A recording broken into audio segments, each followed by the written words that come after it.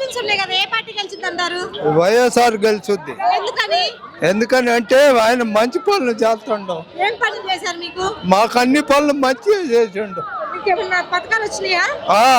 Okay, మరి అటు side 3 పార్టీలు వస్తున్నాయి, ఇటు సైడ్ సింగిల్ పార్టీ వస్తుంది కదా. 3 పార్టీలు కూడా గెలుచుకుంటాడు. 3 పార్టీలు కూడా గెలుచుకుంటాడు, ఆయనే వైఎస్ఆర్ గెలుచుకుంటాడు. సరే గెలుచుకుంటారు.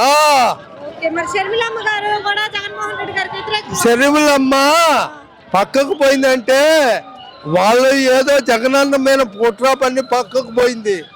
పవన్ కళ్యాణ్ గారేమో జగన్మోహన్ రెడ్డి గారు. పవన్ కళ్యాణ్ మరి చంద్రమోహన్ పవన్ కళ్యాణ్ మరి నారా చంద్రబాబు నాయుడు మోడీ వీళ్ళందరూ కలిసి కూడా ఓడించాలని చూస్తారు.